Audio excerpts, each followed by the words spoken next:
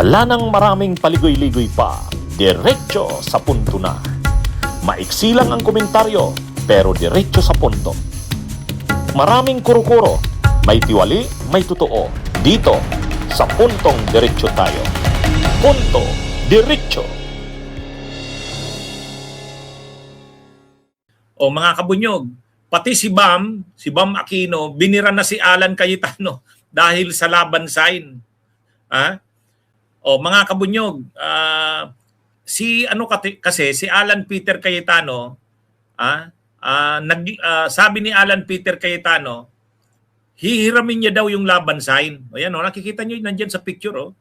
Sabi ni Alan Peter, kasi ang pinaglalaban niya daw ay para sa katotohanan, para sa kalayaan ng bayan, katulad daw ng pinaglaban nila dating Senador Benigno Ninoy Aquino. Kaya sabi niya, ang kanyang gagawin ay pagpapatuloy ng laban nila Ninoy Aquino at gagamitin niya ang laban sign. Kaya lang siyempre, hindi matunawan ang mga yung Atom nga, August 21 movement, sabi ni Volt Bohol, yung leader ng Atom, ang L ni Cayetano, hindi yan laban, lapastangan.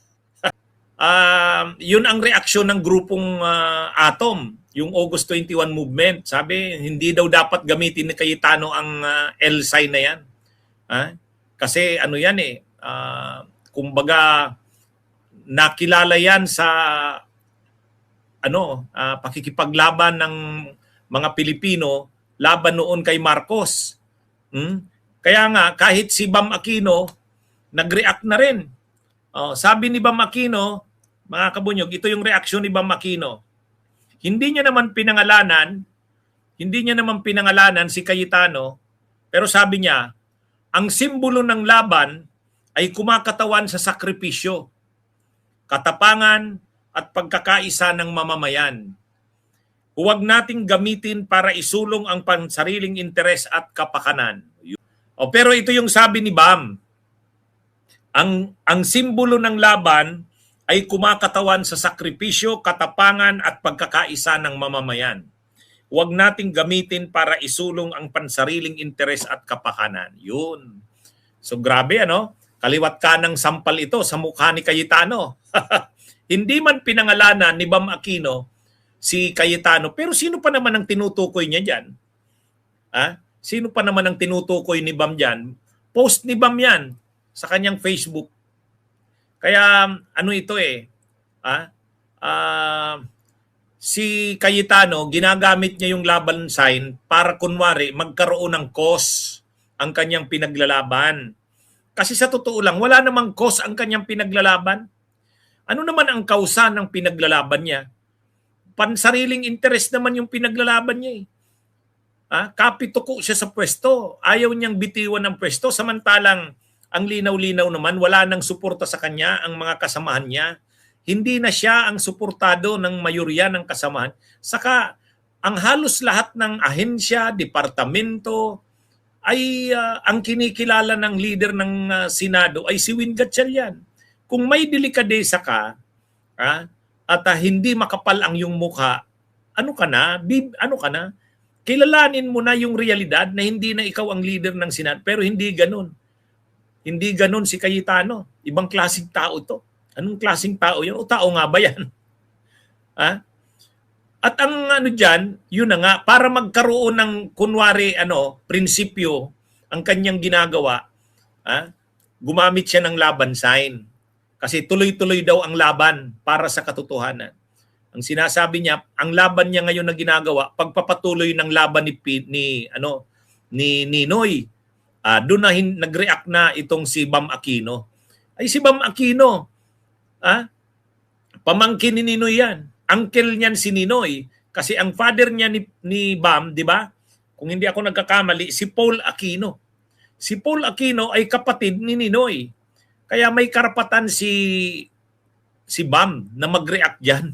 Naiinsulto ang kanyang ang kanyang tiyo, ang kanyang uncle na si Ninoy sa ganyan. Siguro kung buhay lang si Ninoy, aalma sa ganyan. Huwag mo ngang gamit-gamitin ng L sign.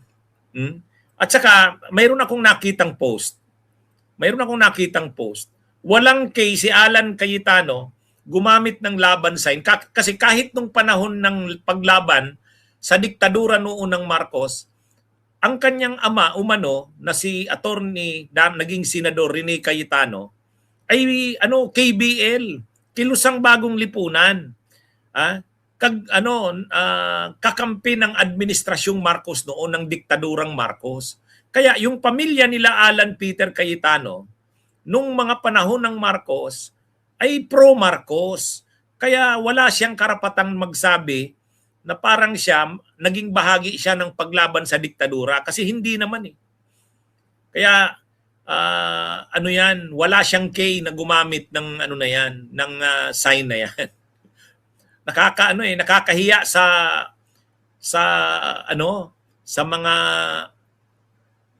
sa mga nagsakripisyo para sa bayan na ginamit yung sign na yan.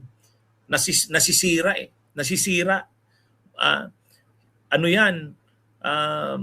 Kahanga-hanga at karispe-respeto ang laban sign na yan. Yan ay simbolo ng sakripisyo.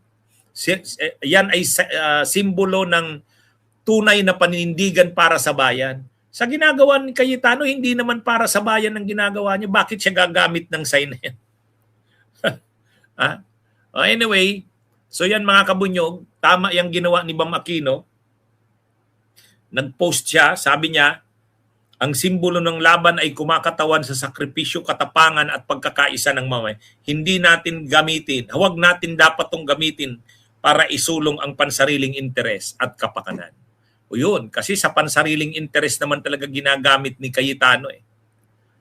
Bunyog, halikan na kasama ka. Bunyog, kapag buklod ay may pag-asa.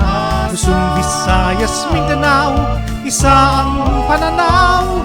Sa bagong Pilipinas ang bunyog isisigaw.